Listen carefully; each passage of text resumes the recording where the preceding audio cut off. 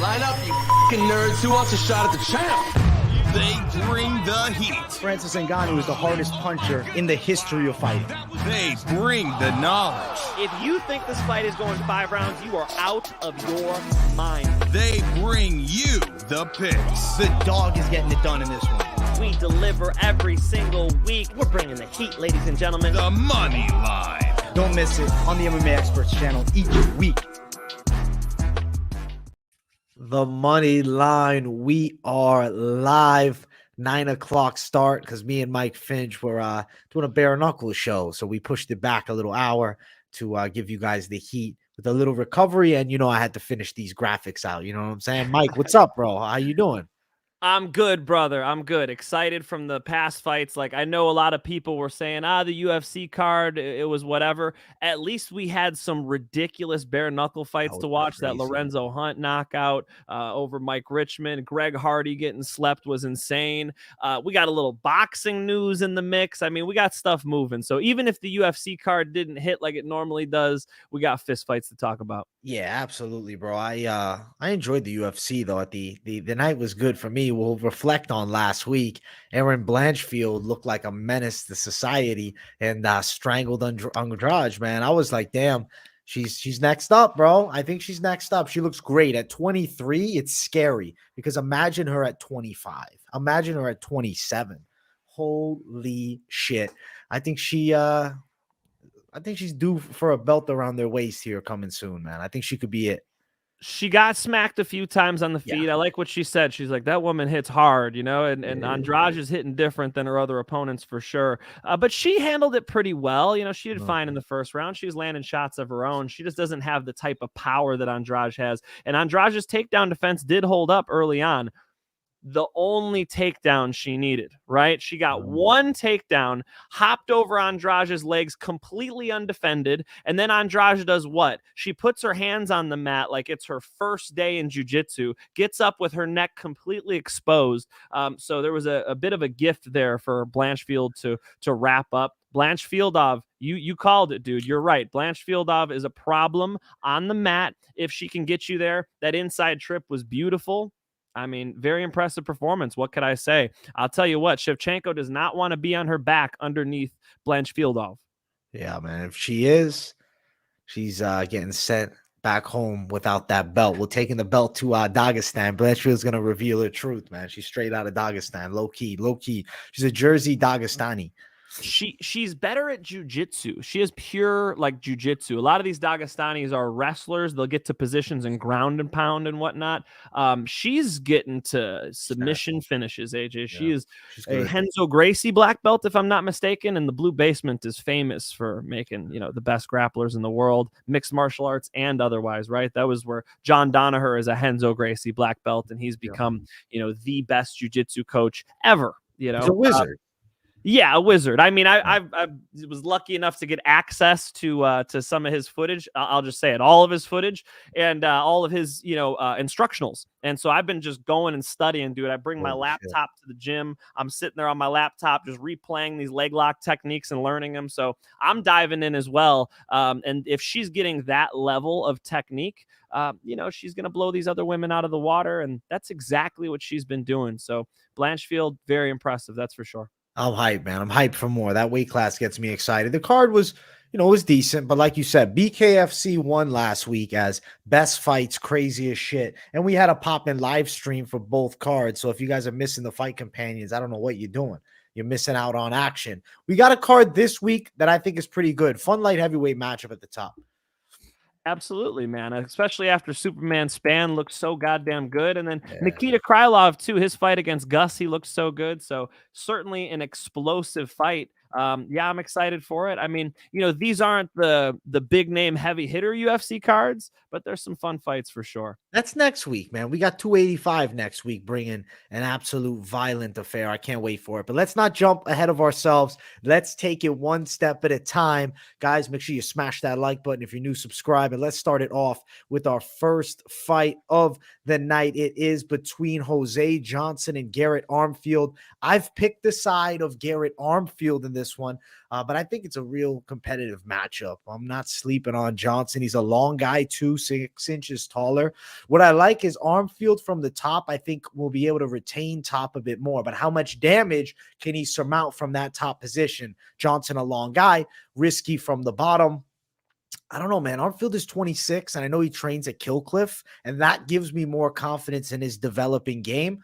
I'm going to go with Armfield to win. I've been picking him throughout the, early week, I guess you could say so far. Mike Finch, what are your thoughts on my Garrett Armfield side? Garrett Armfield's good. It's a tough fight to pick. Jose Johnson has one of the scariest knockouts I've ever seen in LFA. He threw elbow to Rafael Costa, and Rafael Costa went into the metaverse. That was a crazy knockout. Here I'm thinking, like, did this dude retire after getting knocked out like that? It turns out Costa's just been ringing off wins since that fight. So, he's beaten good competition. And, I'm really tempted to go Johnson knockout here, man. He's got a good straight cross. He's got a good shot on the fence. Yeah, I think this is a competitive fight. It's a good one. I'm not sure I'm betting on it. Garrett seems to be available to be hit with that cross for me. I could see a Johnson knockout, AJ. I like the pick. And Mike Finch is falling in love with these hands because so much bare knuckle going down. He's loving it. Maybe that's it, man. Maybe that's it. Our bare knuckle picks have been so damn good. Maybe it's bleeding over. True. I think so. I think it might be. Czar with the 99 donation in the chat. Got to bring that up real quick. And the beautiful compliments. Best show. Loving it, man. Hell yeah. Best fucking MMA show on YouTube. MMA Jesus with a nice one. Me and AJ knew Blanchfield was the real deal. Thank you. All right, boys. All right. I'm just saying, did Jessica Andrade? He's saying she threw the fight. This guy's saying that. Is this what you're saying to me, Mike? No. It's a little different than saying she threw the fight. What I'm saying is, and I heard a rumor, it's just a rumor, that she was offered 6 figures to step up on short notice. That might be a false rumor, but I did hear. True. I did hear that they threw some money at her, so she's looking at it, and you're Jessica Andrade, and you're doing well with the takedown defense. Her back hits the mat. The way she stood up to me, it didn't seem like she was on her game, man. I don't know. Yeah. Regardless, Blanchfield, that takedown was beautiful, and her top game is tremendous, so taking nothing away from Blanchfield, but it was shocking how unguarded the neck was of Andrade. I'll at least say that. Fair point, Mike Finch. You know what? She didn't tuck her chin. She AJ, took the fight on a week's notice, bro. She didn't have the respect for her opponent. And like you said, there's a lot of money to be made.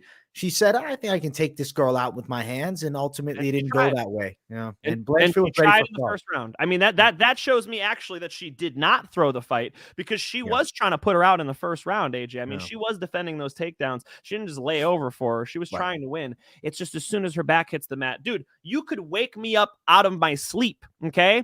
I'm not standing up with my neck out like that with a freaking grappler on top of me. That was crazy to see, brother. Dude, I don't know. Blanchfield might get you, Mike Finch. Go on. Blanchfield on your back. She might sneak it in. You won't know. It's a Blanchfield hypnosis, Mike. I'm not giving it to her. Although women who are great at jiu-jitsu can beat men. Like, if a female is far better at jiu-jitsu than a man, I don't care how big and strong the guy is. Everybody has arteries in their neck. Everybody can be strangled. They give a lot of credit to her. I've been doing jiu-jitsu for 20 years. I'm 188 pounds. I'm too damn confident to give you that one, AJ. I think That's I'm Mike Finch versus Aaron Blanchfield. Getting up, AJ. I'm getting back to my feet, AJ. Come on, man. We got intergender jiu-jitsu championships. Oh no, we're offering up the belt title shot for Mike Finch and Blanchfield, baby. I got nothing to win. If I win, you're a dude, you're an asshole. If I lose, I don't know if you guys, high school wrestlers or whatever. I was always one of the heavier kids. I was already 6 feet tall when I was in like 8th grade. So really, 5'11". I can't say 6 foot. I'm 5'11". I say 6 foot when I fight, but at the doctor's office, I'm 5'11". Anyway, what I'm trying to say is I never had to grapple a woman. A lot of these smaller guys had to wrestle girls. My sister Melanie's one of the wrestlers who would beat guys out there. It's tough for the ego for a young man. Yeah, no, Mike Finch. I understand you dodging that match. That's all I'm dodging saying. the match. I'm dodging. I'm out. Let's get into the odds. Plus 130 for Johnson and Armfield at around minus 135. Mike Finch, you getting plus money on Johnson, bro. I don't know, man. You might have to consider. And you like knockout too, Mike? Plus 450 for that. He's dangerous, dude. I think I'm it's on his a best no fight. bet Armfield side. That's where I'm at. Right now, I'm not on the bet. I don't know. Maybe weigh-ins would change my mind. As of right now, I'm like, I like Armfield, but I think that Johnson's very live. Johnson at 15-7, you would see that record and you would jump away from it right away. But if you watch him, if you dig in deeper, dude is dangerous. Dude could finish anybody. And and when I was watching Garrett Armfield, he doesn't move his head that well. I've seen him get tagged with the straight cross before. You got a great fast straight cross, nice and technical, well balanced, well placed, and then a guy who can't get out of the way of it. I could see him getting knocked out, brother. Yeah, I listen. I like your side. I respect your side. I might be against that side, but I'm not throwing dollar signs at Garrett Armfield, unfortunately. Not until he gets a W. Good first one. Let's keep running. Next matchup, we got Hailey Cowan versus Ailin Perez. You know, Dana White said Cowan has that special sort of thing when he ended up signing her. Saw a lot of comments saying, you know, she's a pretty blonde girl. I get why you bring her in. Now, I don't think she's a bad fighter by any means. She can strike for sure. I like the side kick she throws out there. Where I think she's going to run into trouble is in the dirty close range with Ailin Perez. She's nasty inside, man. This is a good girl. Like, she's got some skills. I know you look at Stephanie Egger having her way with her, and I think people are pushed off, but look at Hailey Cowan's last fight. I mean, she was in a real competitive battle where she was on top and then she'd be reversed. I'm going to go Ailin Perez. I'm going against the grain. I'm going Cowan to lose this thing by decision, bro.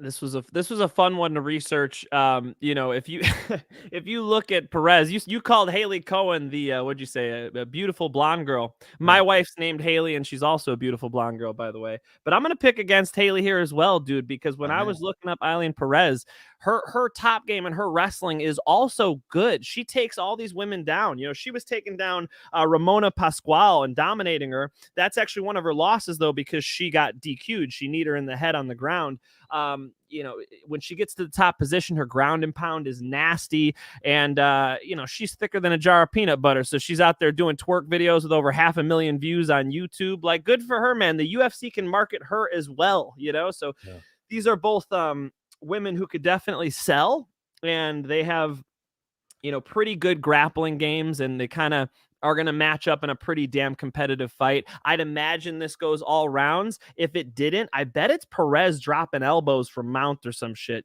So I'm going to go Perez as well. I think we're both on the slight underdog too, right? Yeah, we're going dog money on Perez. And Mike, I'm not trying to correct you to try you. I'm trying to make Perez look even better. She beat Tamaris Vidal, but they called it a no contest, or DQ rather. And Vidal fucked up Romana Pascual. So that's even, a bigger W there. So I got to sell Perez even more, bro. How dare I mix up their names? 100%. Tamiris Vidal. But that's big, though, because Vidal's nasty. And Perez was whooping her when they fought. So I'm not sleeping on Perez. I think she had some octagon jitters. That debut, I'm not trying to take away from Egger, but I think it wasn't the best Perez. She's nasty. And you know where she's coming from, bro? Samurai Fight House. Same place where we had, we went crazy on that one dog that didn't come through with Jamie Malarkey and I believe Prado. But, that was a different fight, different matchup. We're going Perez this time. Well, Jamie Malarkey's the UFC vet. We were actually just talking about this on the Bare Knuckle show we just recorded. It's like when you come into the organization and somebody's a veteran there, especially Bare Knuckle, because those bare knuckles hit your face and you freak out. But with the UFC as well, when you have a UFC veteran, that is a tangible the experience advantage is real, and I think that's what happened in that fight is Malarkey's so much more comfortable in the UFC and Perez wasn't. And yeah, I try to learn from those and give that edge its proper due. As far as with these women, not a huge experience advantage with Hailey. So you just got to go back down to the skills. It's a good fight, dude. Another one where I don't know if I'm going to bet on this fight. I think I'm just going to watch. Plus 125 dog, Ailin Perez. I'm going dog side. Cowan around minus 145 is the favorite. I like the dog money on Ailin Perez, man. We're going dog attack. Me and Mike Finch both liking it. Let's keep running. Next fight on the card. Is that Habib Nurmagomedov? Who is that guy? It's Nurullo Aliev versus Rafael Fiziev. Let me say something about Aliev, man. I think he looks like if you got Habib and Islam Makhachev and created a child with their genes. You know what I'm saying? If they had a kid together, this would be Aliev. But he's not from Dagestan. He's Tajik. The mountain eagle, they call him. All right. He's a The Habib doppelganger, dude. The mountain eagle, and then there's just the eagle. Okay, I see what you're saying. I've seen those pictures with Khabib and Islam with their shirts off in the bathtub. Maybe they found a way, bro. Maybe they found a way. I have no idea, but I definitely think that his wrestling is very good. I don't know if we should call him Khabib yet. He's got a lot to prove to get there. But as far as like the way he rips legs off of on the fence and how heavy he is on top, man, he can really tire somebody out. So he's the grappler in this matchup, and it's definitely gonna be Aliev looking to strike. I remember Drew Dober trying to put Aliev away on the fence and just missing 1, 2, 3, 4. Aliev was slipping, going under, and he was on the fence. He had nowhere to go. He made him miss like a 6-punch combination.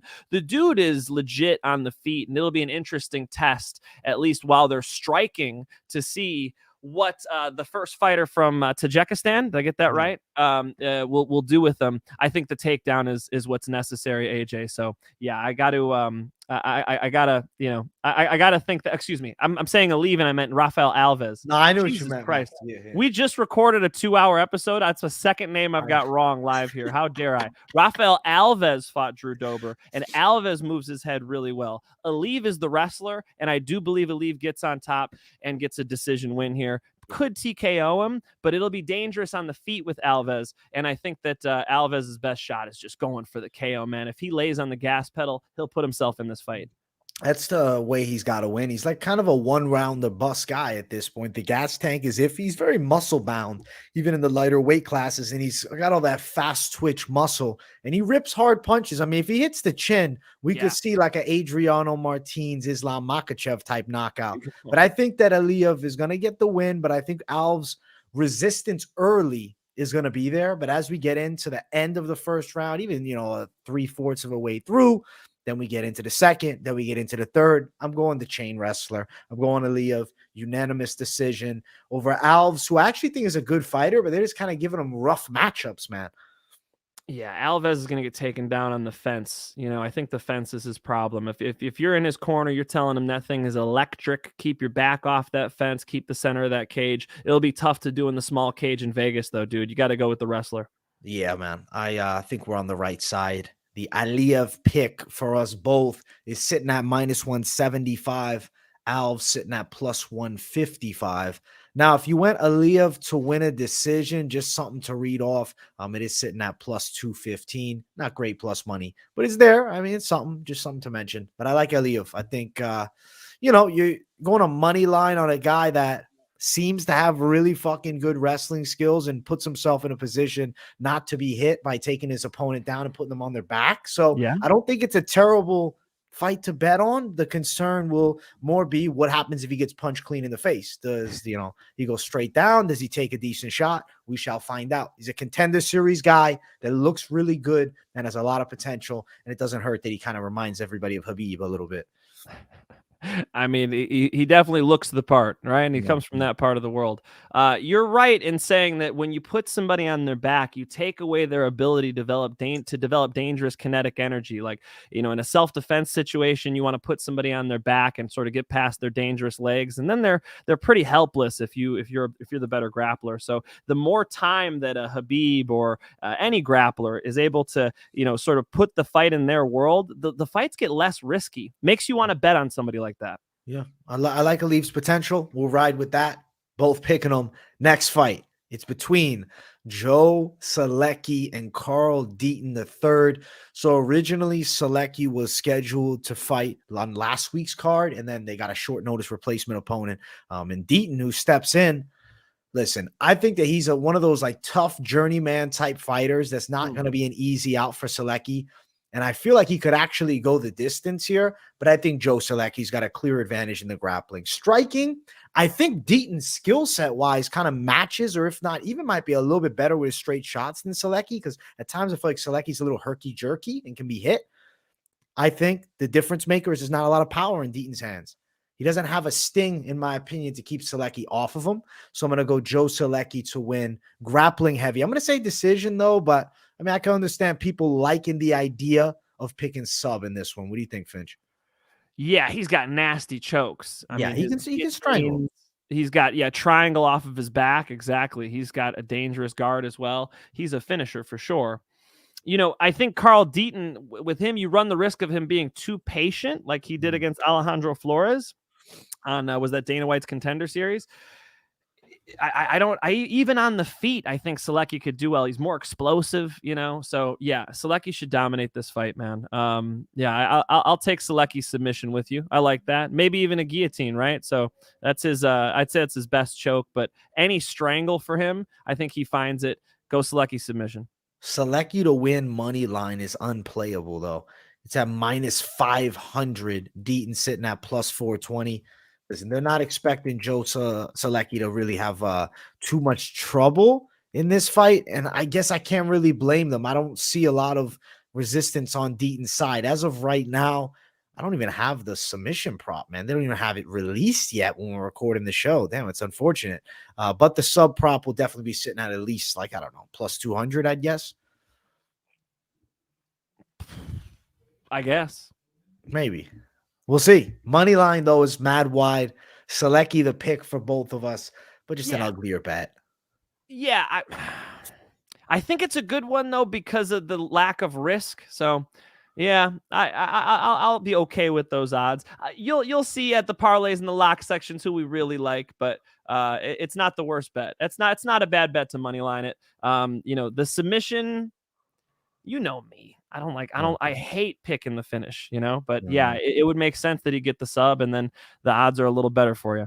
Let's go. Mike Finch and I both on Joe Solecki. Next fight on the card, O'Day Osbourne versus Charles Johnson. Good fight. Great striking match. Flyweight division. You got O'Day Osbourne, who's so quick and slick, but the hands are a bit low. And Charles Johnson, I feel like, is a pretty consistent striker who can find the target well. And he's getting his footing in the UFC now. Last fight out, he beat up Jimmy Flick. Granted, it was a little bit of an early stoppage. It wasn't like he clean KO'd him. O'Day Osbourne got flatlined by Tyson Nam. My concern with O'Day Osbourne is if he gets hit clean, he definitely can crumble. We've seen him out a couple of times now, and my concern really being here is Charles Johnson hasn't showcased the power in the UFC, but you look at LFA and outside of the octagon, he's got KO power. He's a good kickboxer, one that I'm picking by knockout. I think Charles Johnson is putting O'Day Osbourne down. I don't think O'Day has the glass slipper jaw. I made a joke about it in the breakdown. Oh, no. I'm a little concerned about if he gets hit clean. He's proven that he does buckle a bit. Not to say that he's got like a, Alistair, no juice Overeem type chill where fucking Alistair's really at the worst point of his run. I'm not saying that much, but I do think O'Day gets cracked. He can go unconscious here, and I'm going Johnson knockout. Woo.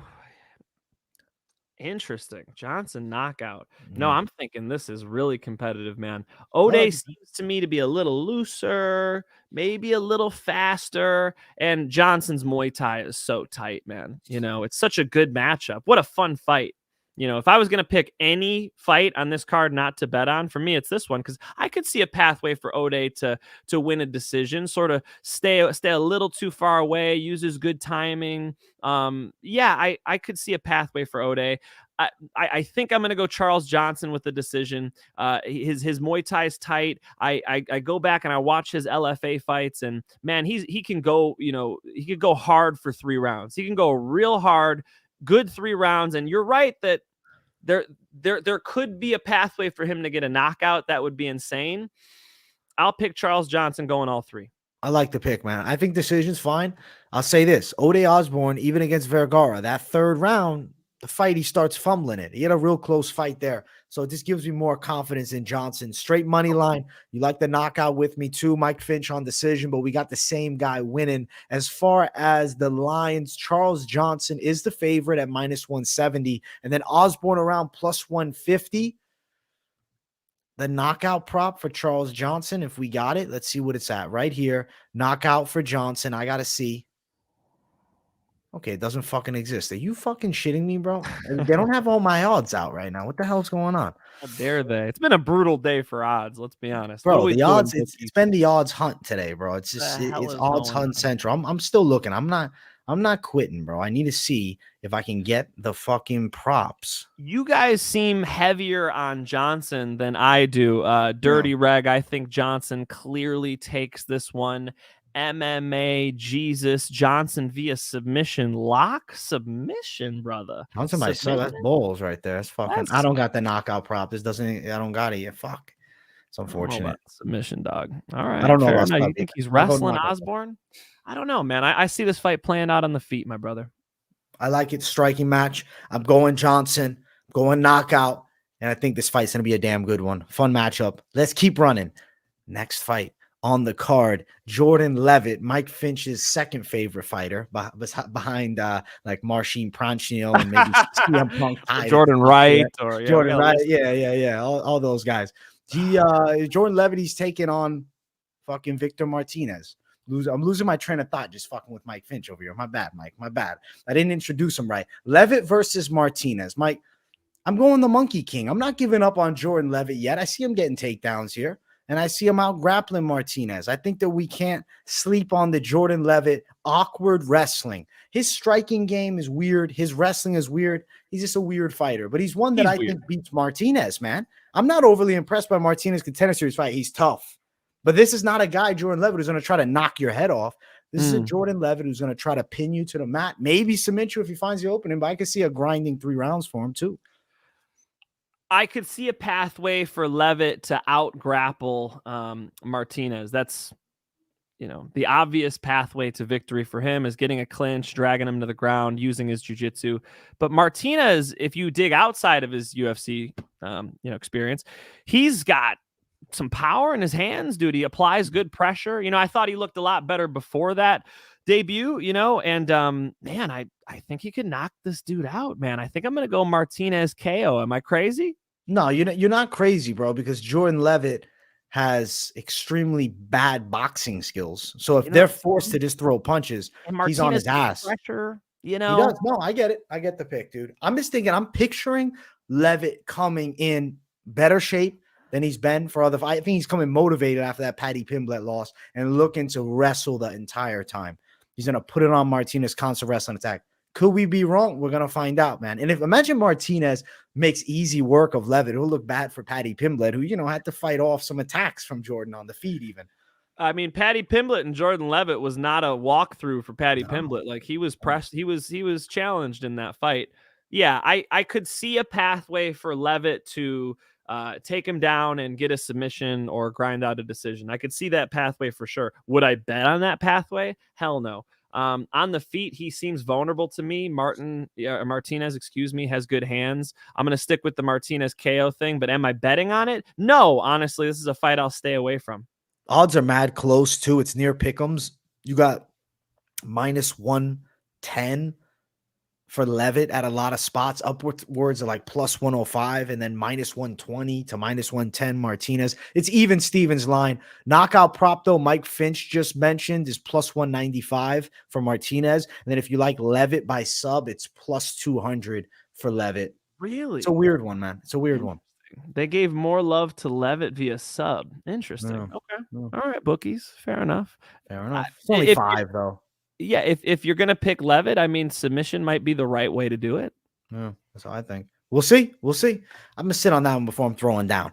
Next fight on the card is between Jasudavicius and I think a dangerous Brazilian prospect in Gabriela Fernandes. A dangerous Muay Thai prospect, man. Nasty kicks. Like, I looked at her skills when I'm watching her fight in LFA.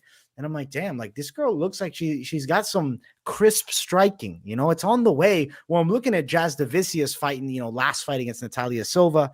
Wasn't really all that great. And then people would, I don't know, take a lot away from the Kay Hansen win. Take as much as you can. But Kay Hansen didn't do well in the UFC and faded out and is no longer with the organization. That's Jasudavicius' most recent win. I think Fernandes is going to be more dangerous striking. And I think she has the advantage in the grappling too.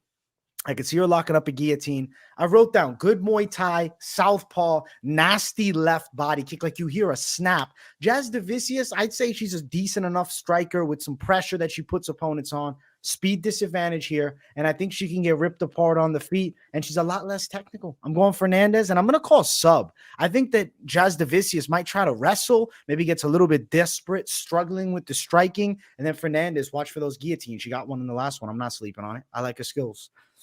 I like her skills too, man. She hits a lot harder than Jasudavicius. Like Yeah. her kickboxing is pretty nasty, pretty poised too. Yeah. You know, very good balance and just a powerful woman. Jasudavicius in the clinch might be better. You know, she's not as strong, but her trips and she just thrives in that clinch, you know, body lock takedowns and all the work she does from there. Can she get on top of Fernandes from that clinch? That would be her pathway to victory, probably, right? You know, I was tempted when I just first read this one to take the UFC veteran. You know, Jasudavicius, it's one of those malarkey Prada things where it's like, you know, the person who has a lot of the UFC fights under their belt, they're going to be more comfortable and sort of feel like that cage is theirs. Tough one for me. You know, you guys who don't like betting on women's fights, that's how I feel about this one too. But I'll double up with you, man. I think Fernandes can score a decision here and use her strength to deny the clinch and use her kickboxing on the outside with her heavier shots that do more damage, which is how we score mixed martial arts now. For those of you who don't know about the scoring changes, which I've talked to Big John McCarthy at length about after him and I disagreed about the Sabatello-Stotts decision. If damage is what we're looking for, I think Gabriela Fernandes is going to do more damage in this fight. I'll take her. I like Gabriela Fernandes with Mike Finch. We're on the same side. Fernandes is -125. Jasudavicius +115. I think Moneyline is your better option, but I will bring up her Fernandes sub is +500.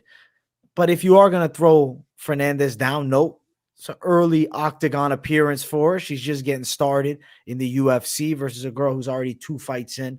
But I think that she's got a real good shot. I'm picking her to win. I like Moneyline. I like Moneyline too. Yeah. Not my favorite bet on the card. It's coming, but I like Moneyline too. A lot can happen with this matchup. You know, if Jasudavicius is insisting on that clinch and insisting on grappling, yeah, this fight could go different ways. But as far as what I see Fernandes taking at least 2 out of 3 rounds, but because of the power difference, AJ. So I'd Moneyline. Moneyline. Mike, good pick. Let's keep running, bro. Next fight we have between Erick Gonzalez and Trevor Peek.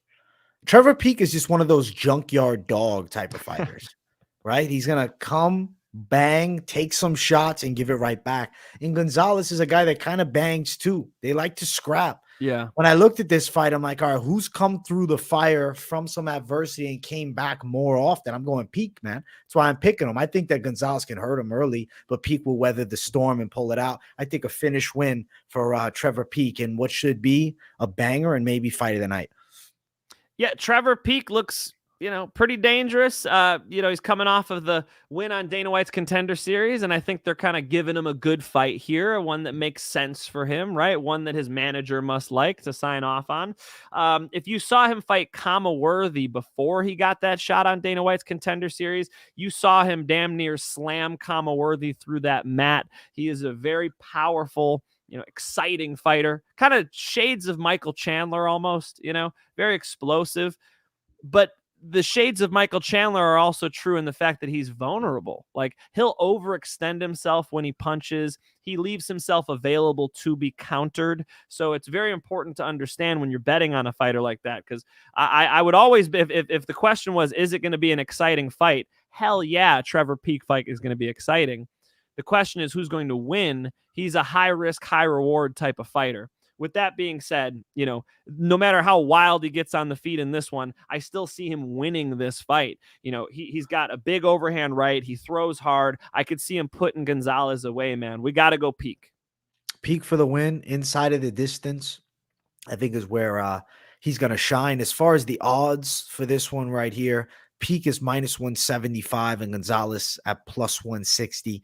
As far as inside of the distance for Peek, it's -120. So I'm not loving the props. Even +110 for a Peek knockout. Peek by sub +900, but I really don't think he's getting a sub. I don't know. It's a low likelihood that he subs him, man. But that's a huge line, +900. I just don't think he does it. Wow, that is a huge. Okay, let me look at the how many submissions does my man Peek got? Pull this up. I can get it for you. We're racing. These submissions that he's got, we got zero subs, all knockouts. That's what I thought. Yeah. Yeah, that's probably where the +900 comes from. But that's That's super wide, bro. No, you'd probably look at it as a money line play. 7-0 versus 14-7. I mean, Erick Gonzalez wins 2 out of 3 fights. Not the type of guy you would want to bet on. Peak is a freaking finisher, dude. Look at all these knockouts on his record. Round one. So if you're playing Peak, you'd probably think first round knockout. First round submission's possible though. That would be some nice dough. Let me know whoever plays that if it cashes. That's pretty sick. I got to go Peak knockout round 1. Peak knockout round 1. I think Peak knockout 2. We're right in the same side. Let's jump to the next one, which I think starts the main card, but Tapology says it's actually the last one. So we might have a 6-fight main card this week. Make sure you guys smash the likes. If you're new to the channel, subscribe as I almost break my fucking drink over my drink glass over here. So subscribe for that. Good luck. Shalom, cup, baby. Bro. We got to do the solo cups. I know I should, man. I should. Solo cup. You're right. You could rip it apart, man. Do you want me to rip this solo cup apart If right you now? wanna if you get hurt, okay? You break that glass, you're gonna be upset. You're right. No, you're right, Mike. You're right. I got to get some solos, man. This fight right here features Mike Malott and Johan Lainez. Fun Canadian battle, man. Mike Malott burst onto that scene, though, fucking up Mickey Gall pretty well. Those hands are quick. I said, Lainez, the reason I'm going Mike Malott, I'll tell you the pick straight out the gate, is because Lainez, even though he's powerful, he's a fucking one-shot type of guy, whereas Malott is throwing combinations. Why is Lainez a one-shot kind of guy? Because the gas tank is a big question mark with him. I've seen him fatigue a bit late, lost to Gabe Green in the debut in a fight that he was doing well early, but he put too much volume on him. Then you look at the fight in the last one out, which now the name's fucking totally escaping me here. I got to bring it up. I got to bring up the name, man. I see the face. I don't see the name. Darian Weeks, split decision against Darian Weeks in a fight that, he had decent enough moments, but Weeks not going to come at him with the combination strikes like a Malott. I think Mike Malott can do this thing. I think he wins it. I think he stops a tired Lainez. So I'm going to knock out Mike Malott. Knockout. Interesting. Dude, Yeah. I'm impressed with his submissions, brother. I can see some. His biggest advantage would be the submission game. Like that guillotine he uses that Marcelo Garcia high elbow guillotine to get just a great purchase on the neck. He can get that both arteries wrapped up. You see a lot of people just doing they teach you to zip up your jacket, when you get a guillotine. He's doing those high elbow ones, and I'll tell you what, nobody's neck is getting out of those when he's got it locked up. I remember Brendan Fitzgerald goes, is he out, when he had a guillotine on Dana White's Contender Series. It was literally like the deepest guillotine you could possibly wrap up. Brendan Fitzgerald's like, is he out? Like, no, Brendan, he's about to pass out. That's where he's going. So I do think that Malott's hands are pretty good and he could get a knockout, but I'm going Malott's submission. I like the submission attack, Mike. As far as the odds, Malott's a big favorite, around -220, Lainez +180. As far as win by submission, Malott is +300, and for knockout, Malott is +175. So if you like that 3-1, Mike Finch, you got that fucking sub prop right there. All right, this one I'm happy about now. I might actually recommend that submission one. I got to sit on that. But one more thing I wanted to say is that Mr. Johan Lainez shoots with his neck out. Go watch him shooting takedowns on Dana White Contender Series. He did get that left hook knockout, which was sick. But when he shoots, he doesn't keep his head up. When you shoot in on somebody, you want to have posture so that you can lift. You can ask bodybuilder AJ over here. When AJ's doing a squat, he's not curled over like an old lady. He's standing up with his chest up so he could press that weight up. That's how you lift somebody. What Lainez does is he shoots with his back flat and his neck out. That's perfectly set up for a guillotine. So if AJ's right and Mike Malott starts tagging him, I could see a club and sub. I like that call. Mike Finch going club and sub. It's rare to hear Mike Finch go club and sub. I might have to play it just for that, bro. I might have to jump with you on that shit. I like that, Mike. I appreciate the positive encouragement on my club and sub pick, because we know AJ's the club and sub guy, but I'm bringing it this time. Give me Mike Malott submission at that +300. I like it. Mike Finch, club and sub. We're both going Mike Malott to get the win.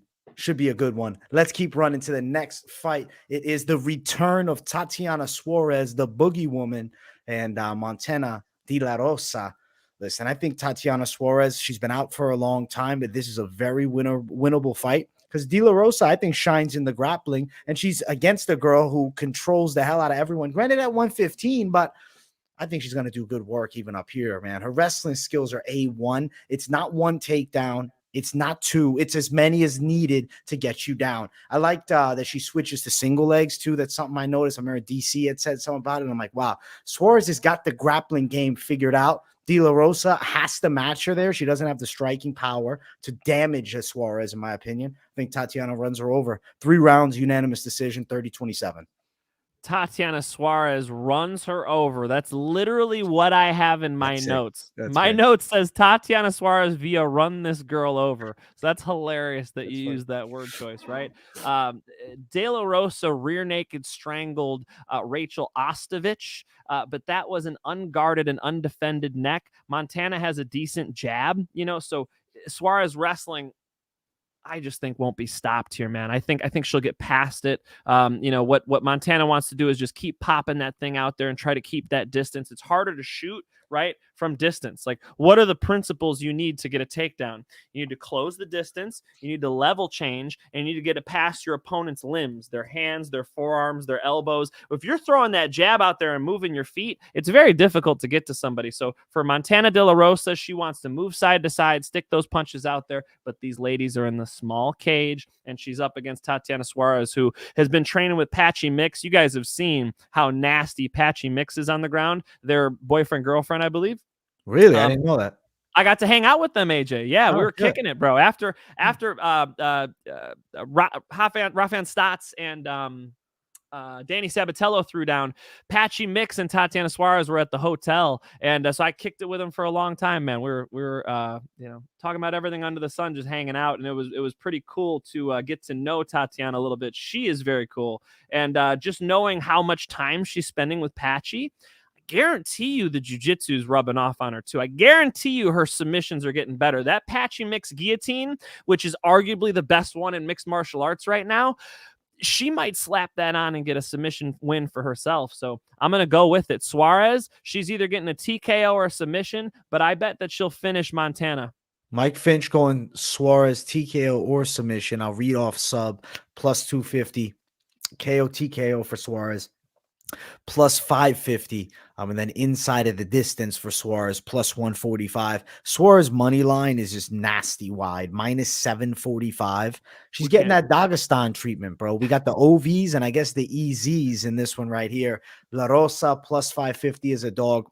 I think she's getting ran over, dude. As far as I want to see what decision is, Suarez decision minus 105. There's no juice on it. Yeah, Values I on playing think the. she'll get a finish though, AJ. I like that call, man. Yeah, I think it's more likely she gets a finish. I mean, she even beat down Carla Esparza and got a finish over Carla Esparza. Who out wrestles Carla Esparza like that? Tatiana Suarez is a big problem when she gets a hold of these women. So, is there an under 2.5 or under 1.5 rather? Under 2.5 minus, under 2.5 plus 155, under 1.5 plus 240. Those are interesting as well. I would consider those as well for those of you out there looking at it. Yeah, though I think she'll get her out of there in the first round, if not the second.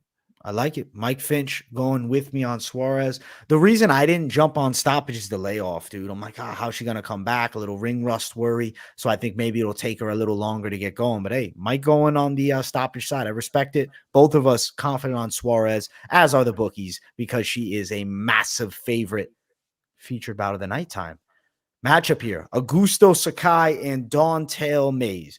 So you give me Augusto Sakai, who's lost 4 in a row, all by finish, and doesn't seem to have that same oomph that he had coming into the UFC. Don'Tale Mayes loses a competitive fight with Hamdi Abdullah Wahab. He tests positive for fucking roids. He's going to be out for a while. Don'Tale Mayes now, he's got 2 wins coming into this one realistically with 1 no contest. And you throw him a guy who I don't know if he's got the chin to take a clean shot anymore. I don't consider Don'Tale Mayes as a freak knockout artist, but if he punches Sakai in the face, I could see Sakai crumbling.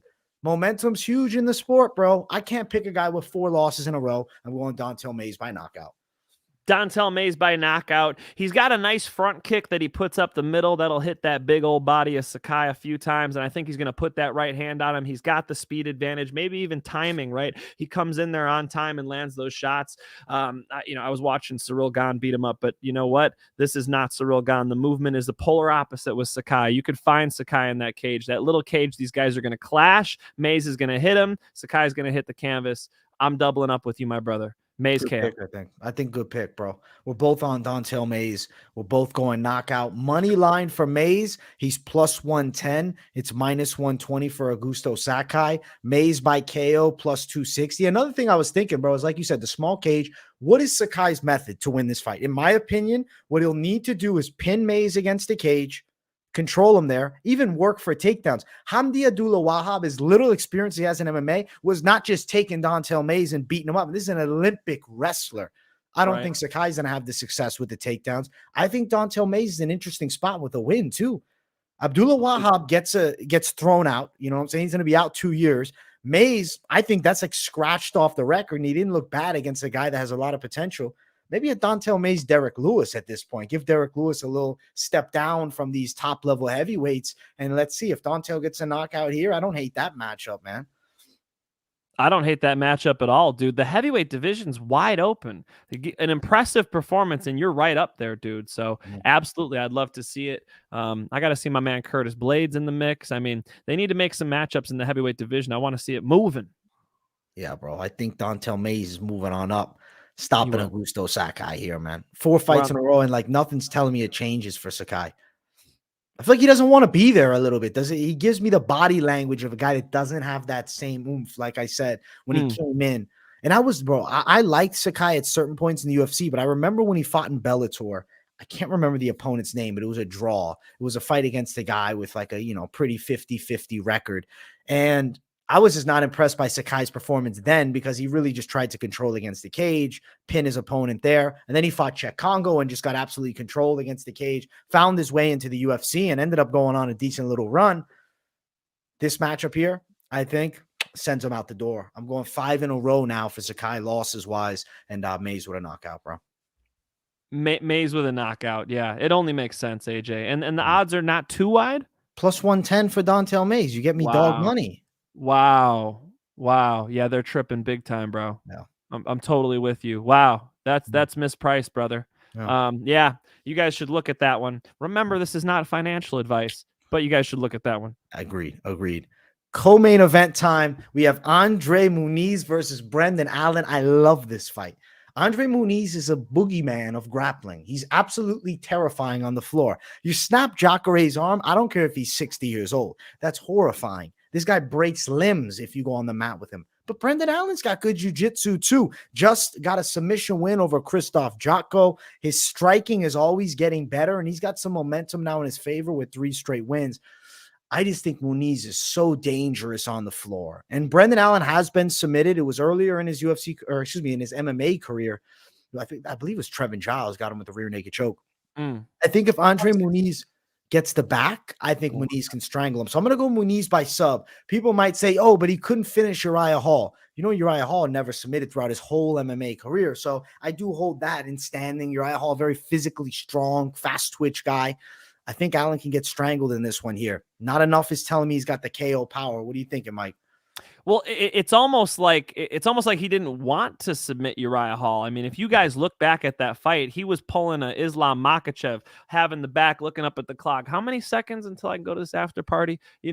These guys sometimes know that they're up on the cards and sort of rely on that. And we saw Muniz do that. Now, from a fan's perspective, we got to say, hey, man, I'd rather you finish the fight. But from a bettor's perspective, you're like, okay, this person understands how to win. That's pretty important when you're doing a money line bet on somebody, right? So I don't think it's a bad thing that Muniz just decided to dominate Uriah Hall and get that victory. If you money lined him, you walked away with your cash. I think Brendan Allen's tough, dude. This was a hard one for me to pick because Brendan Allen's competed in submission grappling plenty. as a professional, like getting paid, he's competed against some high level guys and done pretty well. You know, if you dig into it, he can grapple for sure. So he's going to be even tougher to submit than Uriah Hall, I believe. And then on the feet, I could imagine him having an advantage, you know? So, you know, my initially looking at this, I was considering going Ailin, but if you dig into it, man, Muniz is so good at grappling. He'll probably get that back and camp out there and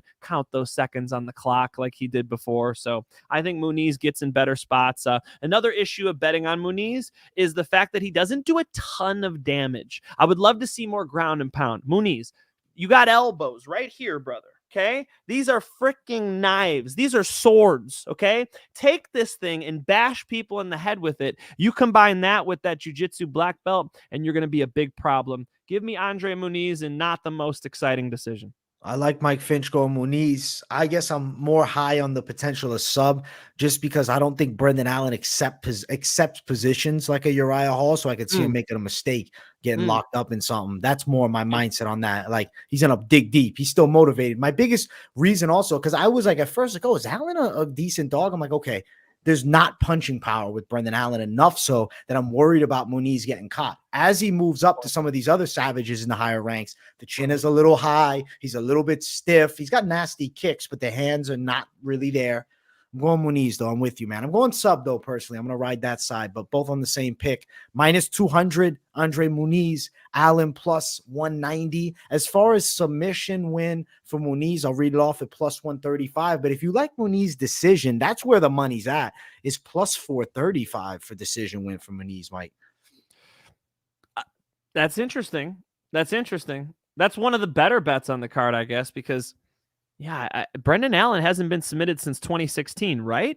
I mean, I believe it might have even been before. Let me check. Hold on. You know, Obama was still president then. Like this is a long time ago, and he's fought a lot of high level guys. And Muniz would be the highest level grappler he's fought in MMA for sure. But I really do respect the grappling experience, man. Yeah, it'll be interesting to see if the submission happens or not. But we're both on Muniz, and either way, I would still, you know, the risk is way too high to bet submission. I'd be betting money line. As far as it's Trevin Giles submitted him in 2016. Yeah, way back in his third pro fight. You know what I'm saying? Come on, he's hard to submit, AJ. Come on. Very hard to submit. I agree. I'm going Muniz, though, to get the win. I'm with you, Mike. Brendan Allen, I think, loses this one against the Bufo on the beats got round one. Round one submission? Wow. Damn, Bufo. Okay. Fair enough, dude. If that's how you feel. I mean, Muniz is super nasty on the mat, so you know, respect to him. And shout out to Zigaround. When Dana White retires, get Finch in there making the calls. I appreciate that respect, sir. I will double down on that. Yes. Yes, he should. Dana, I will take over. I know you've got Sean Shelby. I know you got Hunter Campbell. I know you've got Daniel Cormier. I don't know who they're looking at, right? I'm the guy. I got you, my friend. I will make these fights exciting. I will hype up these fist fights. We will keep the UFC #1. And not only that, but we're going to take over the whole freaking world because that's the type of mindset that Dana has, right? He took this thing from a little baby and made it this multi-billion-dollar company. We got to keep going on that trajectory. Dana, 50 G's, baby. I'm trying to go and work for the UFC. Let's do it. Dana White, listen to my guy, Mike Finch. Maybe. We shall see. Mike, main event of the evening. It's between Nikita Krylov and Ryan Spann. Appreciate everybody who's watching. Make sure you guys smash the hell out of the like button and subscribe if you're new to the channel. Keep it locked in here. Moneyline every Monday, and I'm dropping content the entire week. Fight Companion coming down Saturday for the entire card. Don't miss that. Those are always a damn blast. And I'm bringing up the Fight Center stats now, too, so you guys get a little stats on screen. So it's getting better and better by the week, man. Main event talk. Mike, Nikita Krylov and Ryan Spann is a high-stakes fight at light heavyweight because Ryan Spann looked like a killer. He put it on, I feel like, a very past his prime Dominic Reyes. Dominic Reyes has been brutally knocked out in numerous fights, and even in the fight he wasn't knocked out, and the one that we kind of, you know, give so much credit to him looking so good, nearly beating a John Jones. He took a lot of damage there. He took a lot of damage following that with Jan. He took a lot of damage against Yuri. And then he comes in against Ryan Spann, a power puncher, and he gets laid out. Nikita Krylov is extremely hard to put away. He hasn't been stopped since his UFC debut against Soa Palele, bro. That was way fucking back. And it wasn't a one punch. I remember the fight. Krylov had no gas left, and it was ground and pound TKO. I remember thinking he had not really that great of a game, and eventually he got cut, found his way back. And Nikita Krylov is consistent, man. He's a decent striker, but at times he can put it on you with big power. And I also feel like his grappling skill set here is an advantage over Spann. Gas tank. Ryan Spann is a beast early in fights, but he gets finished as it goes later. I think he struggles a little bit later here. If he doesn't get Krylov out of there, I feel like in the first round, he's going to be in trouble because I think Krylov can mix in takedowns. And striking-wise, I could see him touching Spann. Spann doesn't have great punch resistance. You see when Smith caught him, it took the legs out. Johnny Walker also put him out. There's always big power with Ryan Spann, but Krylov has durability. So I'm matching those two up. I think Krylov, the more well-rounded guy, I'm going to say Krylov finds a submission and gets this thing done. I'm going Krylov, Mike Finch. How about this? Not only am I against AJ, and not only am I going Superman Spann, I'm going Superman Spann submission. I like that guillotine he's got, dude. That guillotine, he slapped on a couple people now, notably, of course, Ian Cutelaba in that fight. But, you know, he uses the striking and he uses all of his other tools to set it up. So him and Nikita Krylov are going to clash for sure. I mean, if Nikita Krylov comes out like he did against Alex Gustafsson, this shit is going to be wild. You know, this might be a first round type of fight. Knowing that they could go all rounds, knowing that they need the cardio for it, you know, maybe they do pace themselves over 25 minutes. It'll be interesting to see those adjustments. I actually really liked Michael. I'm going to mess up your name here, but Casiolio. I'm trying, bro. He was saying Spann a dog again. The books haven't learned their lesson yet with him. I agree. When I clicked that little Tapology Plus to see the odds on this one, I assumed Spann would be the favorite. I mean, Spann has been so impressive after the Ian Cutelaba fight as well with Dominic Reyes. I really think Spann is going to be more dangerous even than a Nikita Krylov. And I know Nikita Krylov is very dangerous. I know Nikita Krylov can finish anybody. And I know he's also tough to finish, as AJ pointed out. My second of the night, dude, I'm going club and sub. Two of them. Give me Ryan Spann hurting him, maybe some elbows, maybe some knees, maybe it's getting dirty, and then he grabs that neck standing guillotine against the fence. Give me Superman Spann submission. I'm going to give a round of applause for two club and sub calls by Mike Finch. Give them to me. Come on. This card's going to be good, dude. I like it. I think it's a banger, too. Listen, Mike, I'm against you in this main event, but I do respect the foe in Ryan Spann, as I know you respect Krylov. This right here is very high stakes at light heavyweight. I think Krylov's more prepared to go longer. I think Spann is dangerous early. Krylov survives the storm. I'm going Krylov by sub. Mike Finch, the Savage, going club and sub on Ryan Spann. I like that we're against each other in two main events in a row, Mike. 2 in a row. I like it, bro. Let's go. I like it as well. You got the last one, so I have to get this one. I have to get this one. Little did I know Jessica Andrade wanted no business grappling with Erin Blanchfield. She was just going to stand up like she was waking up from a nap or something, just neck out, you know, just, please go ahead and wrap this up and put a bow on it. I did not know that. Okay. But with this one, these guys are game, man. You know, this is not I'm taking it on short notice thing. This is whoever wins this fight is going to propel them up to the top of the division. And I think Superman Spann is hungry, dude. I think it's his time. I'm impressed. I like it, Mike. I respect the side, even though I'm against you on this one. The odds here, -160 Krylov, +145 for Ryan Spann. I like Krylov to win via submission, +215. Ryan Spann by submission, +450. There is more juice on it. Obviously, he's a money line dog. So you're thinking it's going under a round and a half, Mike Finch? -120? Yeah, bro. These guys are just too dangerous, dude. The way they clash, you expect them to be patient. They're going to stand in front of each other. Somebody's going to miss a big shot. The other one's going to counter. They're going to start clashing. It's in their nature. They're exciting fighters. And yes, I think he'll wrap that neck up. Maybe second round. All right. Mike Finch going second round, so I respect it. Second round club and sub, Superman Spann. Dog money? Come on, bro. Just money line it. Let's go. Mystic Mike Finch out here throwing the heat at us. I like it. Listen, Mike, I want to hear more of these mystical picks with our lock section. So let's get into it. It's time for the lock of the night.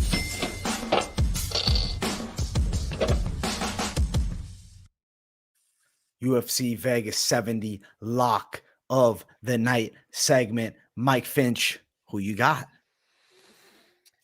I got a couple bets I like on this card. So picking out of my parlay, like who am I going to lock on this card? I gotta say, Ryan Spann is an underdog for me. Is just too juicy, dude. I'm believing that he's going to get this thing done. And if you could just money line it, that way you get any finish you want. You still get dog money, brother. Not only am I against you in the main event, I'm gonna lock Ryan Spann. I respect that, Mike Finch. You're doing the it's like a repeat of last week where it's in the opposite spots, man. But I think I got something nice. Listen, it might be good luck though. It might be good luck, man. Let's go. Let's see. For me, this one right here, I gotta go with Don'Tale Mayes because he's fighting the corpse. He's fighting the corpse of Augusto Sakai. Who were you hoping I was taking? I hope you were going to go Krylov so we could battle this shit out. But okay, yeah, tell us the truth, bro. Go ahead. I'm not gonna lie to people and go Krylov, man. Not just for the hype. It would have been sick if I would have, but nah. I'm going with the side of Don'Tale Mayes. I think he's a lock this week. I think he's gonna fuck up Augusto Sakai. I just don't have any faith that he has anything left in the tank, and he's absorbed numerous beatings in a row. Don'Tale Mayes is getting better. He looks good. Even though he lost to Hamdi, he fucking shut that dude's eye. And that dude can fight, man. So, yeah, I like the chances of a win for Don'Tale by knockout. I'm excited as hell for this card. I'm excited to talk more of my most confident picks. So, guys, Wednesday, this week's Best MMA Bets, will be bringing more heat. This, technically, the lock of the night here for the Moneyline segment. But who knows? Maybe I'll add a second lock as we get to that show. So, make sure to tune into that one. Mike, I like that you're picking the dog in the main event, though, because that's hype. Like, that's sick. I really like I don't want to say I'm picking against you, so I can't be rooting for you. But if there was ever like me from an outside perspective, I'd be cheering you on, bro. All right. I hear you. I hear you out there. I appreciate your cheers, my friend. Hey, there's some other good bets on this card. You want to talk this parlay? Because I like a couple of these bets are nice. Let's go. Parlay time, baby. All the competition that try to compete, stand back, watch the bomb drop. Parlay time. Let's make some cash this weekend. Mike Finch, start off the parlays. Tell me what you got. Well, what are we thinking, Mike Finch? We gotta go with Tatiana Suarez finishing this fight. I think take the under. I think just take the under, whether it's a submission, whether it's a knockout. I maybe one other time in hosting the show ever picked a an under 2.5 or just not going to a finish. I think she's gonna do it, man. So Tatiana Suarez, since the odds aren't too sexy, let's go ahead and take the under. Then give me Mike Malott. I think he wraps up this neck, dude. Mike Malott's submission is super live for me. Since it's a parlay, you might as well, you could consider money lining these, but I'm going crazy. I'm picking them. Mike Malott submission. Tatiana Suarez finishes the fight early. And then Don'Tale Mayes is going to knock out Augusto Sakai. At least from my perspective, that's what I'm seeing going down. So give me Don'Tale Mayes, give me Tatiana Suarez, and give me Mike Malott. If you money line those, I bet the odds would be decent. I think I might take a smaller amount of money and throw them on those exact picks, and I bet my odds are nuts. You tell me, AJ. All right, I'm going to do money line Mayes, under 2.5 on the Suarez fight. Then you got to give me the other one. I'm losing myself, man. Yeah, Mike Malott submission. Mike Malott. So then we'll also go money line Mike Malott. That alone is sitting at plus 650. But now let me make it happen with exactly what you asked Mike for Malott here. Submission. All right, Tatiana Suarez under 2.5. You already got it. Got you. And then Don'Tale Mayes getting a first round knockout. Don'Tale Mayes will knockout. We'll eliminate this one. Those are the most likely scenarios in all three of those fights for me by a pretty sizable margin. So it's plus 3,500 if you went prop heavy parlay under 2.5 for Suarez fight, Malott to win via sub, and then Mayes to win via knockout. You're sitting at plus 3,500, Mike Finch. That's ballsy ass play. It's savagery. Come on, man. Come on, man. I'm interested in it. So I'll take a look at it. Yeah. I'm going to make some bets on this card. I'll take a look at it. But those are the ones I really like. I mean, as far as just throwing you guys names out there, Ryan Spann, Mike Malott, Tatiana Suarez, Don'Tale Mayes, those stick out to me on this one, especially since, a couple of them are mispriced in my humble opinion. AJ, do you have a parlay for us? Yeah, man. I'm going to throw the heat at you with a little something, something. So for me, I'm going Gabriela Fernandes. I'm feeling really, really good about her as a prospect. I think she's super dangerous. I think she's getting the win. I'm confident as hell, so I'm doubling down on Don'Tale Mayes. I'm just money line in mine. Obviously I could throw the props out too, but I want to give you guys the money line play. And then I also feel like the Trevor Peak win, I feel decent about that too. Plus 495, Fernandes, Mayes, and Trevor Peak all to get it done. I would love to say I'll throw, Andre Muniz in the mix. I could do it. Brings me to plus 790. I don't know. I want to keep it on the safer side with these three. Obviously, Peak's a risk. So remove Peak. You got Fernandes and Mayes at plus 275. I think that's a great play. I'm going against Mike Finch in the main event with Krylov. So if I did go Krylov on the slate, it's plus 511. Just something to note. Keep it safer with the parlays. My parlay's not as epic as yours here, Mike. The prop parlays. I'm not always playing prop parlays because I'm not using Bovada, but I think this weekend maybe I got to switch over and jump on your play. My man, hey, throw a couple bucks on it. If it hits, I'll cheers to you. I'll buy a drink as well, okay? I think I might sprinkle a little bit on it, and it'll make it fun, man. Come on. Every now and then you got to go for the Hail Mary parlay. I feel like chucking the ball at the end zone on this one for some reason. Let's take it to the fucking end zone. Mike Finch with the Bulls parlay over here. I'm fucking stuck in New Jersey today. I don't know what's going on. I'm watching too much television, bro. Much love to the people watching. We hope you enjoyed another episode of Moneyline. Mike Finch. My man, dude, I think this chat was lit. I've got a couple if you don't mind. Bring it up, bro. You're 707. I'm like making you scroll up if you want to pull this up, but a couple people addressing me directly, so I appreciate that. Dixon Sider, Finch, your thoughts on Bader being Chandler's coach on The Ultimate Fighter? Some are saying great promotion for Bellator, while others say bad look because Bader is playing second fiddle to a fighter with a losing record in the UFC. First of all, Bellator sent him out perfectly. Chandler got knocked the fuck out by Patricio Pitbull, and they sent him going there. So it's always a good look for Bellator when Michael Chandler is getting pumped up in the UFC, right? A losing record in the UFC. What do you mean he's one of the biggest stars? It's not about him having a losing record in the UFC. It's about him being one of the most talked about fighters in the UFC right now. All that's good for Bellator, dude. His fights are crazy. Even his fights that he's lost have been awesome, So people remember that. Like, people respect Michael Chandler, and playing second fiddle. No, not at all. It's a great thing for Ryan Bader to be on the show. It's all positives for Bellator, with that being considered. And then Mike gonna be here for Saturday's stream. Lush right under it.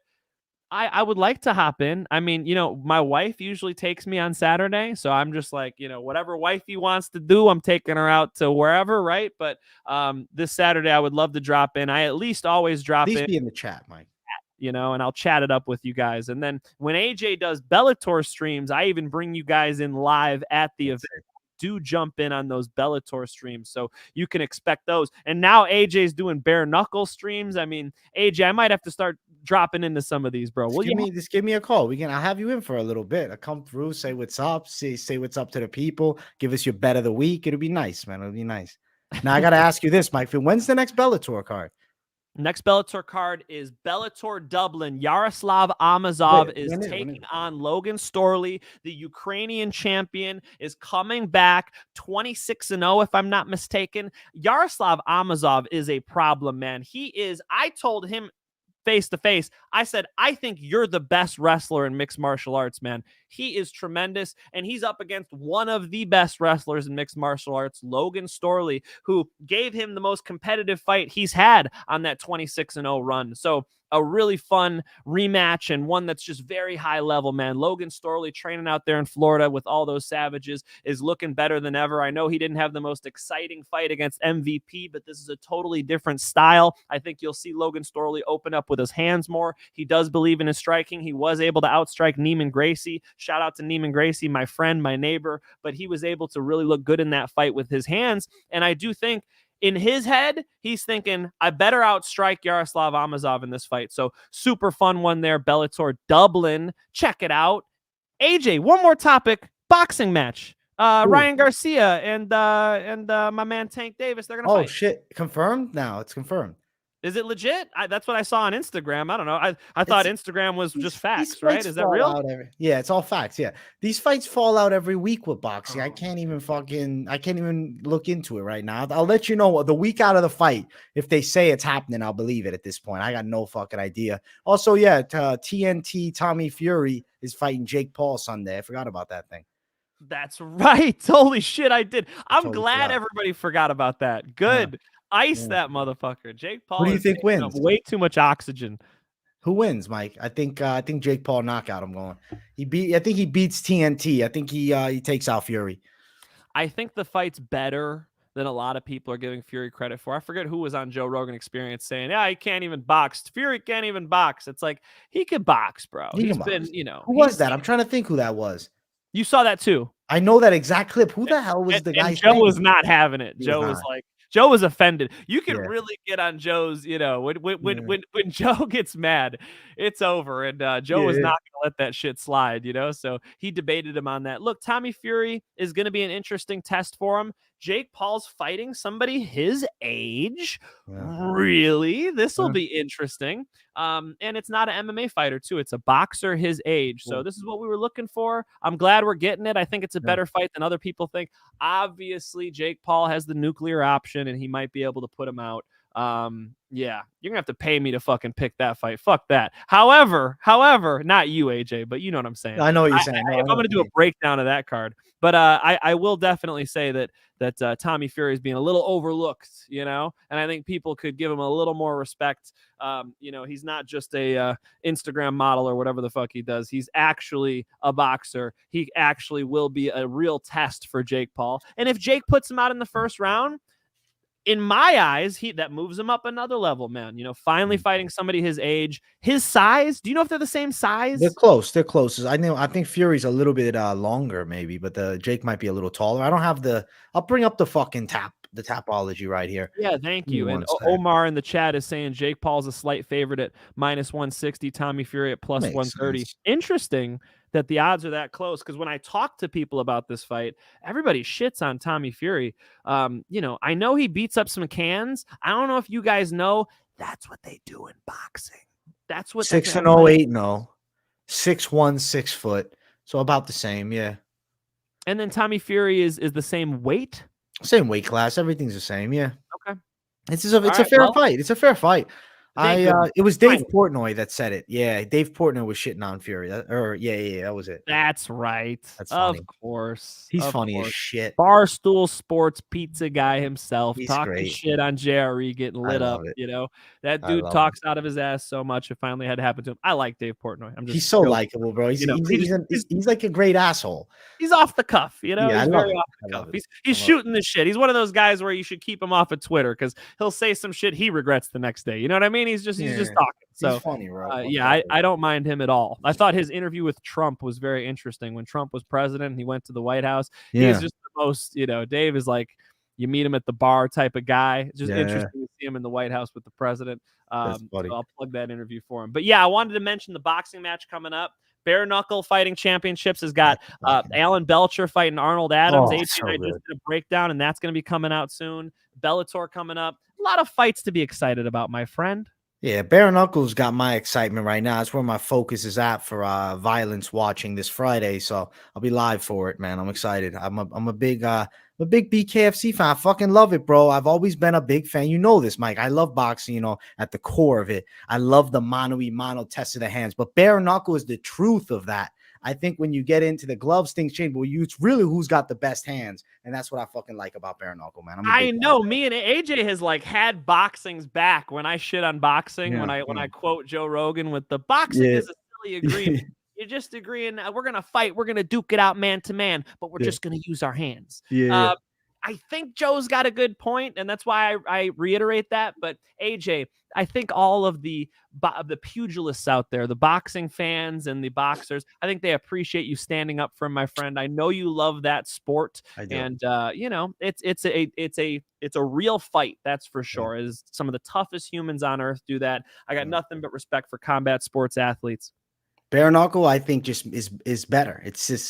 It's fucking savagery. I love it. I love bare knuckle fight. I'm a fucking big fan, dude. I'm a huge on it now. I'm fully sold in, especially like we've been covering the cards. So now I'm dialed into bare knuckle fighting championships. And you like, everybody looks at it from the outside like it's a fucking sideshow like Power Slap, but these dudes don't fuck around. And people think, oh, if a fucking UFC guy came over, they'd easily win. Well, Greg Hardy found out real quick, this ain't fucking MMA. This is bare knuckle fighting against a dude that looked like he couldn't hold his jock strap, got laid clean out. Well, I mean, homie's muscular. I don't know if he can't hold his jock strap. You know what I'm saying, though. You know what I'm God saying. damn, you heard that, Watson? I'm clipping this out and I'm sending it to Watson. Listen, Watson, we won the fight. I said looks like it. He can fight. I'm saying looks. AJ picks against you, says you can't hold his jock strap. No, I'm joking around. I'm joking around. Watson doesn't want to kill me now, bro. I'm in with BKC. He looks like he might, man. Watson looks a little crazy, bro. I don't think he will. I'll go right up to him and say, Watson, you proved me wrong. Great fucking performance. Holy shit. I'd eat shit right away. I'd tell him straight up if I met him. You know, I picked against you, you fucking monster. And I would ask him, you know, to show some techniques on those fucking bare knuckle left hooks, bro. Well, you saw what he did. I mean, I've actually, to be honest, I plucked that right out, and I was showing my students it this week. It's very similar to the Alex Pereira Sean Strickland KO, except it went the other way. Alex Pereira and Sean Strickland, Sean keeps over parrying, right? So you throw the jab out there, and Sean is leaving the defensive hand to his face. So what does Alex do? He comes around with the hook, right, to an unguarded face and knocks Sean Strickland out. The exact opposite thing happened with Greg Hardy. Greg Hardy was in the Alex Pereira spot. He was snapping those jabs and tagging Watson up all night, but he noticed Watson was parrying heavy, so he came around with the left hook. Unfortunately for Greg Hardy, Watson was ready for that left hook, and his left hook's a little wider, a lot wider than Alex Pereira's, so he throws that big-ass 300-pounder left hook, and what does Watson do? He sees that shit coming, he goes underneath it and bangs his own hook.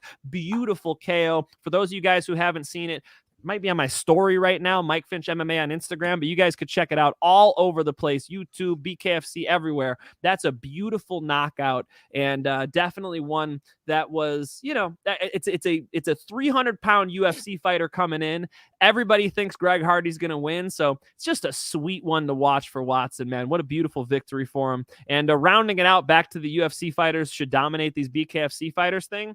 Diego Sanchez lost on that card. Greg Hardy lost on that card. We just saw Marcus Brimage get knocked out by some kid who was an amateur MMA fighter making his bare knuckle debut too. I mean, you look down the list, you know, Paige Van Zandt hasn't had a lot of success. It's very different when you take gloves off. And of course, you know, when you have a mixed martial arts fighter and bare knuckle fighting, that's like having an airplane and just driving it down the freeway. Like, it's made to do more things than that, right? So the MMA fighters can wrestle and kick and elbow, but they can't do any of that. So you're taking the airplane and you're driving it. And a lot of times, you know, when they get in there and they get hit with that bare knuckle, it feels different. It's shocking. And so, you know, it's a hard one to overcome for MMA fighters. You really got to get your feet wet, which is why, AJ, Alan Belcher's done it the right way. There's a UFC fighter who came up correctly in bare knuckle fighting, now getting a title shot.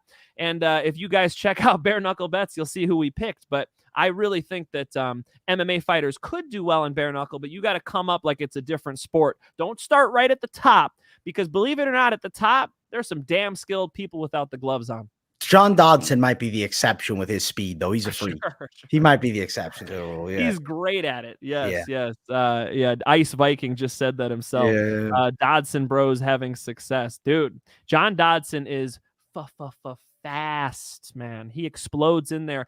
And not only is he fast, but he's intelligent about his speed. He uses it as bursts and he saves it, right? He goes and lays on the gas pedal, and then he's back out here and he's on defense and he's moving. You know, Yoel Romero sort of tried this style where you kind of coast, and then you lay on the gas pedal. Dodson does it with light speed, and it really works, especially with bare knuckle fist fighting. Classically in boxing, you can cover up and do pretty well with putting earmuffs on, as Teddy Atlas calls them. Dude, you put earmuffs on and bare knuckle, the punches still get through. The fist is going to find its way through. So you have to adjust your style. AJ, I think stylistically, Dodson has a great, approach to bare knuckle. Agreed, man. BKFC bringing the heat, UFC bringing the heat, Moneyline bringing even more heat. So stay with us every week for the card breakdowns, the entire thing. And we just bullshit and banter at the end sometimes. So another great episode in the books. Much love, Mike. Thank you for always bringing the heat with me, bro. It's a pleasure as always. Guys, give this guy a subscription on YouTube. Give him a follow on Instagram. I got his link down in the description as always. So thank you, guys. Subscribe here if you're new. Smash the likes. Let's run them up. And thank you, guys. Peace. I'm tired. We've been going hard all day, Mike. I'm exhausted. Thank you, guys. Peace out, everybody. See you next time.